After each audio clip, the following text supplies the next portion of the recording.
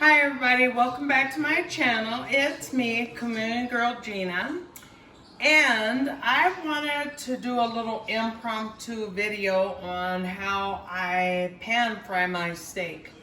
And you know, I don't want it to seem like I'm under the impression that others can't pan fry a steak, but I have had a lot of people tell me that when they pan fry their steak, it comes out tasting like an elbow or bland or whatever. So anyway, and another thing, sometimes people tell me that they're tough and stuff like that. So I'm gonna show you guys how to, I'm gonna do, one is going to be medium rare, and then I'm gonna do one well done. So we're just gonna go ahead and dive right in to the video.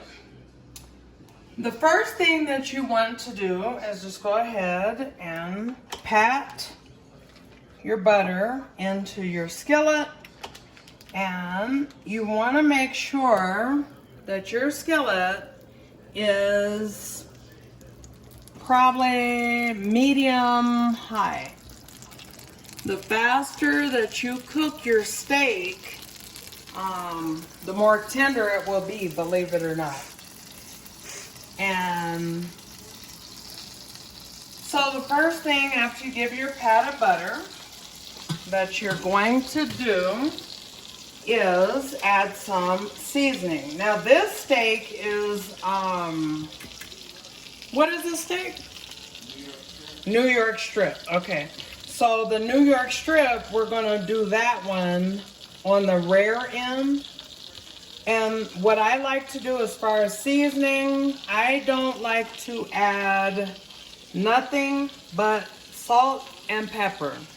Typically, I like to use kosher salt because it will naturally tenderize your meat. But in this case, I'm in the mountains at a cabin.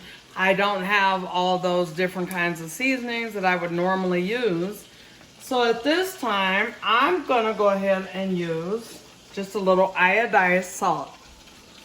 And this may seem like a lot to you guys, but it's not, okay? So I like to put about a 1/4 teaspoon in the middle of my steak. And I'll do the same with my ribeye. The reason why I don't like to go to the ends of my steak is because they can be a little thinner and they'll get salty real quick. But if you do it this way and use salted butter, your flavor will go throughout the meat all the way to the ends, okay? So then I like to go in with the pepper, and usually I like coarse salt, but again, that's something I don't have right now. Then you want a plenty of salt, pepper on there. So about a 1/2 teaspoon. Now at this time, what I would like to do is flip it over, and I got some paper towel here, just because we want as much of the moisture out of there as we can get, okay?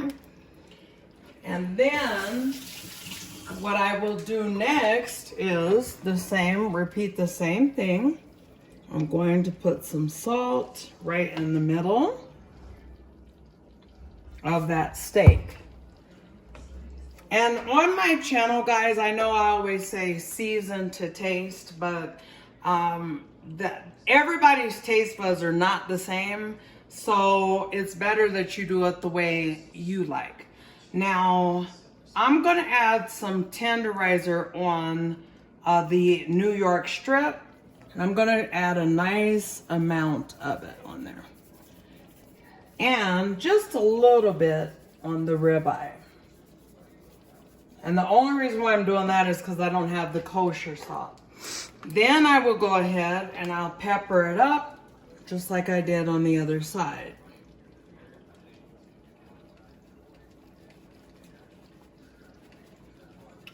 Okay, now with this New York strip steak, what I'm gonna do, instead of using a mallet and pound it out, I'm just gonna stab it, going in one direction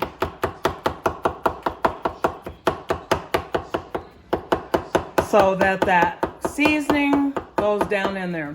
And the reason why I don't like to use added flavor like onion powder and garlic and even accent, as a lot of you guys know that I love, is because it can take away from the natural flavors of your steak. Now, with the ribeye, this is just a more tender cut, in my opinion, than the New York strip, so I don't need to do many holes in there. I'm just going to do a few, just so kind of lightly go in. Now, what I like to do after I went this direction, then I come back and I just tilt my knife, go back in, opposite direction.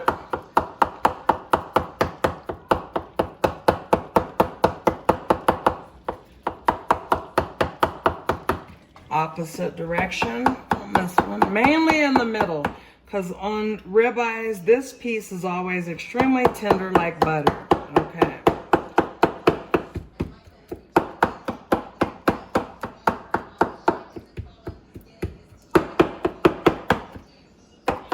More on there. So now what I will do is grab a fork.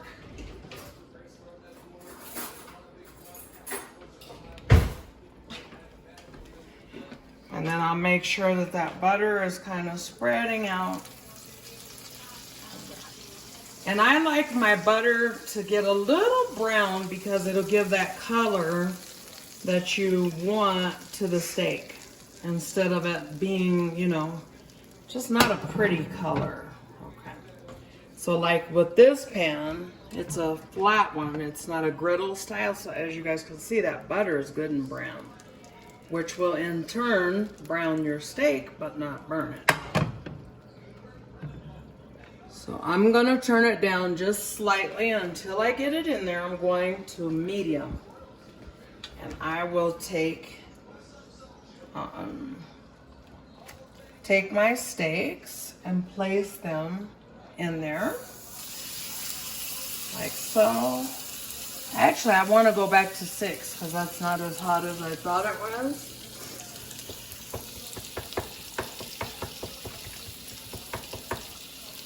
Now I will take the ribeye and place it into the skillet away from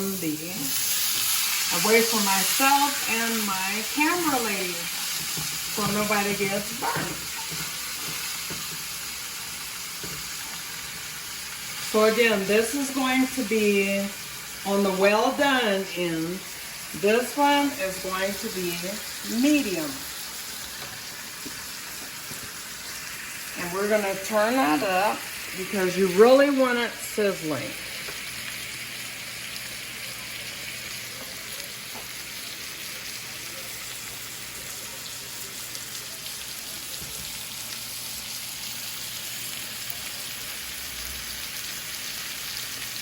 So on this particular steak, this the one that is the what is this? New York strip. You want to cook it until, see how that is flesh in color? We're gonna wait until we see a little bit of brown, so we could see that we need to flip it at approximately 3 to 4 minutes. Cooking it, at this point, I'm at 7. This one has a double burner to where it gets hotter, and so we're gonna cook that for approximately 5 minutes on that side. So stay tuned and we'll come back and we'll get them flipped. All right, guys, so now at this point, we have been cooking for, we'll say about 5 minutes. And this one, remember, we want this one to be medium. So it'll be just right on the outside with a beautiful color. And when we cut in, you guys will get to see even more of what I'm saying. And by the way, guys, the reason why you don't want to have, and we'll flip this one over, and that we're going for well on here. Okay. So the reason why I don't like moisture and things like that, I like to pat my steaks out, is because when, like say for instance, if I was to add some water in here and cover it, or even cook it covered, what would happen is that it just wouldn't come out right, because it would make it it would make it tough for some reason. So if you guys are the type who like Worcestershire sauce or some Worcestershire sauce or Worcestershire sauce or whatever, WC sauce, or any kind of flavoring that's added like that, you want to make sure that you add it after cooking. So when you pull it out of your skillet and it's on your plate, then go ahead and add that. But you don't want all that moisture, you know, just kind of like in there. So this one is done, and oddly enough, this one has 1 more minute or so to go. Okay, so we're gonna go ahead and get those plated, and we're gonna have a taste tester come and see what they do. Now, as far as the temperature, you want to be still at about medium, and then this one, I think I have it a little higher. No, it's a little lower, but I'm going higher. Wait a minute. Okay, I'm going higher on that one. And then it'll cook. These 2 types of meat are going to cook different. So anyway, we're going to go ahead and take this one out, and we're going to have a taste tester come taste it, show you guys how the inside of that is looking. And of course, we're going to test the flavor, okay? It's done with the medium rare. And I'm going to have my husband go ahead and taste test for you guys. And he'll be able to show you guys how it looks. Taste that, baby. Yeah. Oh, it's really tender. This knife is just going through it like it's butter. Get in there. You may want to even get deeper to show the... Can you cut another piece to show the rare? Oh, wow. How's it go? Real good flavor. Perfect. Really good. Okay. So did you want to cut for me again to show a little bit? See guys, so that's medium well. See, so you guys can see that pink in there. Show them the other side. Yeah, see there. Okay. Okay, so now we're just going to... Really good. So now what we're going to do is pull up. We're going to go ahead and we're going to cut into the well done. Just so you guys can see that it is tender. And that you can actually have a well done steak that is absolutely delicious. And I know sometimes people say when it's well done that it's not steak anymore. And so anyway, we're just gonna, this is just a butter knife, but anyway, we're just gonna cut right into that. Actually, I like this end of it here. This is my piece that I like. Because I'm gonna taste it for you guys there right quick. You cut on through with the butter knife. And as you guys can see, that is well, nice and well done. And I know this is a big bite, but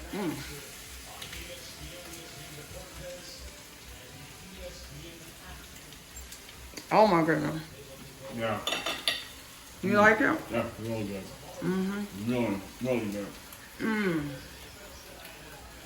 I'm sorry, you guys. I gotta talk and chew. But in the meantime, I hope you guys enjoyed this video. And do me a big favor. Like, comment, share, and subscribe my channel. God bless.